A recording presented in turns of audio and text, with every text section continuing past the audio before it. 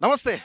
జనసేన తెలంగాణ రాష్ట్ర కార్యాలయం అట్టహాసంగా ప్రారంభమవుతుంది. ప్రస్తుతానికి మనం జనసేన రాష్ట్ర కార్యాలయం దగ్గర ఉన్నాం. ఇక్కడ అభిమానుల కోలాహలం గాని, లేదంటే జనసేన పార్టీ కార్యకర్తలు గాని, జనసేన నాయకులు గాని ఏ విధంగా అంగరంగ వైభవంగా పార్టీ ఆఫీస్‌ను ఓపెనింగ్ చేయడానికి సిద్ధంగా ఉన్నారనేది మనం చాలా క్లియర్‌గా చూస్తున్నాం. ఒకసారి మాట్లాడదాం. మనతో పాటు చాలా మంది జన సైనికులు ఉన్నారు. మాట్లాడే ప్రయత్నం చేద్దాం. అన్న చెప్పండి. అంటే రీసెంట్‌గా మనం చూస్తే అనేక విషయాలు చిన్న చిన్న గొడవలయినాయి. లేదంటే కళ్యాణ్ గారు ఇక్కడ రావడం, కొంతమంది కాంగ్రెస్, బీఆర్ఎస్ వీళ్ళు కొంత కౌంటర్ ఇవ్వడం కూడా జరిగింది. సో, ఇక్కడ ఈరోజు ఇంత పెద్ద ఎత్తున అంగరంగ వైభవంగా పార్టీ కార్యకర్తల నడుమ ఈరోజు కళ్యాణ్ గారు వస్తున్నారు. ఎట్లా అనిపిస్తుంది మీకు యాజ్ ఏ ఒక కార్యకర్తగా చెప్పండి, జన సైనికుడిగా చెప్పండి?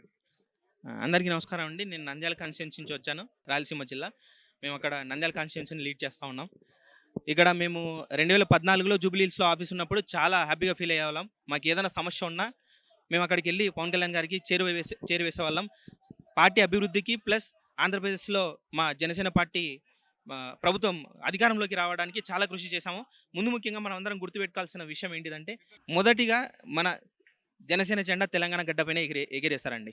తెలంగాణ నుంచి ఆంధ్రప్రదేశ్ రాష్ట్ర రాజకీయాలు చేస్తాం. మళ్ళీ ఇది మేము ఇప్పుడు మొదలుపెడుతున్నది కాదు. మేము పునఃప్రారంభం చేస్తా ఉన్నాం కార్యాలయం. ఇక్కడున్న రాబందులను త్రోలివేయడానికి, ఇక్కడున్న తెలంగాణ అభివృద్ధి కోసము పవన్ కళ్యాణ్ గారు ఇంకొక మెట్టు ముందుకేసి తెలంగాణను కూడా అభివృద్ధి చేయడానికి ఆయన సంసిద్ధమయ్యాడు. తెలంగాణ అభివృద్ధి పదంలో నడిపించడానికి ఇక్కడ ఉన్న సో కాల్డ్ ఈగల్స్ వీళ్ళు ప్రజలపై రాబందులాగా పడి పీడించే ఈ రాజకీయ పార్టీలు ఏవైతే ఉన్నాయో వాటిని ప్రాలతోలి తెలంగాణ అభివృద్ధి కోసం జనసేన పార్టీ పాటుపడడానికి పవన్ కళ్యాణ్ గారు పునఃప్రారంభం చేశారు.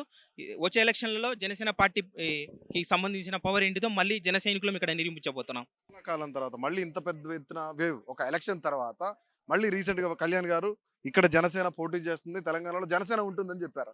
సో, దానికి ప్రతీకగానే ఇంత పెద్ద రాష్ట్ర కార్యాలయం కట్టుకుంటున్నాం. సో, ఈరోజు రాష్ట్ర నలుమూలల నుంచి మీరు నంద్యాల నుంచి వచ్చారు. ఇంకా రాష్ట్రాలతో 2 తెలుగు రాష్ట్రాల నుంచి కూడా అనేక మంది వస్తా ఉన్నారు. ఎట్లా చూస్తారు ఇదంతా కూడా? యాక్చువల్‌గా జనసేన పార్టీ అనేది ఒక ప్రాంతానికి, ఒక కులానికి, ఒక మతానికి సంబంధించినది కాదండి. జనసేన పార్టీ అనేది భారతదేశం కోసం పనిచేసే ఒక సైన్యం. మాకెప్పుడు చెప్పేవారు పవన్ కళ్యాణ్ గారు, జన సైనికులు ఎప్పుడు సైనికులు కాదు. వీళ్ళు భారతదేశ సమగ్రతను కాపాడే ఒక సోల్జర్స్ అని చెప్పేవాడు. అదే విధంగా మేము ఈరోజు తెలంగాణలో జనసేన పార్టీని మళ్ళీ పునఃప్రారంభించాం.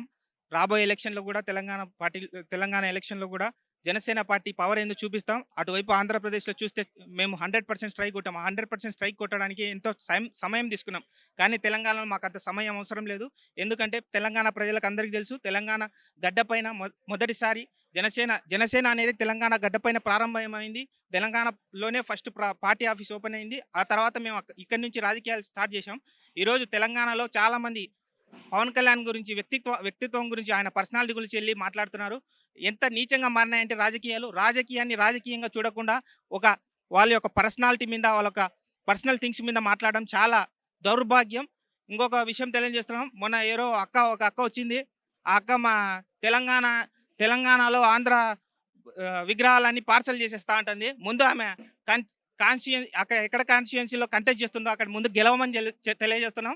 ఆమె గెలిచే కాన్స్టిట్యుయెన్సీలో ఖచ్చితంగా జనసేన పార్టీ కంటెస్ట్ చేయబోతుంది. అక్కడ జనసేన పార్టీయే గెలవబోతుందని తెలియజేస్తున్నాను. అమరావతినే కట్టడం చేతగాని వాళ్ళు ఇక్కడికొచ్చి ఏం చేస్తారు? ఇక్కడ జనసేన పార్టీ ఏం చేస్తే ముందు అమరావతిలో నీళ్ళు వస్తున్నాయి అవి చూసుకోమని చెప్పి కవిత డైరెక్ట్‌గా కౌంటర్ ఇచ్చింది.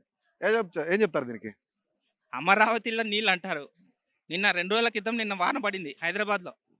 అటువైపు రండి. కాజాగూడ లేక్ దగ్గరకు రండి. పంజాగుట్టకెళ్ళండి, అమీర్పేటకెళ్ళండి. అక్కడైతే లేకులు కాదు నదులు ప్రవహిస్తున్నాయి. ఫస్ట్ మనం ఇక్కడ కరెక్ట్ చేసుకోవాలి. ఇవన్నీ కరెక్ట్ చేయడానికి జనసేన పార్టీ ఇక్కడ మళ్ళీ పునఃప్రారంభించాము. జనసేన పార్టీ వచ్చిన తర్వాత హైదరాబాద్‌లో ఉన్న ప్రాబ్లమ్స్ అని తెలంగాణలో ఉన్న ప్రతి ఒక్క సమస్య మీద పవన్ కళ్యాణ్ గారు పోరాడి వాటి యొక్క సమస్యను తీర్చే విధంగా వెళ్తాడని తెలియజేస్తున్నాను. రైట్. అంటే చాలా మంది ఈ మధ్య కాలంలో యాక్టివిస్టులు అందరూ కూడా పవన్ కళ్యాణ్ ఎలా వస్తాడో చూద్దాం, ఇక్కడ ఎలా పోటీ చేస్తాడో చూద్దాం అన్నట్లుగా మాట్లాడారు. అంటే ఆంధ్ర, తెలంగాణ వర్సెస్ మళ్ళీ గొడవ తెర మీద తీసుకొచ్చే ప్రయత్నం జరిగింది. సో, ఇవన్నీ ఎలా చూస్తారు? మీరేమో ఇప్పుడు జాతీయ పార్టీగా అవతరించాలని జనసేన వెళ్తుందన్నట్లుగా కొన్ని సంకేతాలు అయితే వినిపిస్తా ఉన్నాయి, కనిపిస్తా ఉన్నాయి.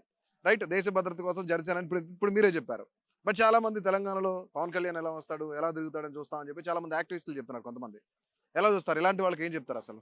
సార్ ఈ ప్రశ్నకు మా పవన్ కళ్యాణ్ గారు ఆల్రెడీ సమాధానం చెప్పేశారు. Telangana is a part of our country. Telangana భూమి భారతదేశ అంతర్భాగంలో ఒక ప్రాంతం. మీరు ఇప్పుడున్న రాజకీయ వ్యక్తులు ఒక ప్రాంతీయవాదాన్ని కులాన్ని ఆ తర్వాత మతాన్ని తీసుకొచ్చి రెచ్చగొట్టి రాజకీయాలు చేస్తా ఉన్నారు. పవన్ కళ్యాణ్ అటు కాదండి. దేశ అభివృద్ధి కోసం, దేశ సమగ్రతను కాపాడడం కోసం పవన్ కళ్యాణ్ గారు జనసేన పార్టీని స్థాపించారు. స్థాపించిన మొదటి రోజే మాకందరికీ చెప్పారు, మేము జన సైనికులం. జన సైనికులు అంటే దేశభక్తులు, దేశ సమగ్రతను కాపాడే వ్యక్తులు. కాబట్టి Telangana is a part of భారతదేశం, is a part of India. ఈ భూమిలో ఎవరైనా రావచ్చు. భారతదేశ రాజ్యాంగం మాకు హక్కును కల్పించింది. ఎక్కడైనా పార్టీ పెట్టండి, ఎక్కడైనా కంటెస్ట్ చేయని చెప్పి. సో మేము తెలంగాణ రాష్ట్రంలో ఇక్కడ మళ్ళీ పునఃప్రారంభం చేస్తున్నాం. మళ్ళీ ఎలక్షన్లో కంటెస్ట్ చేయబోతున్నాం. Janasena party power చూపించబోతున్నాం.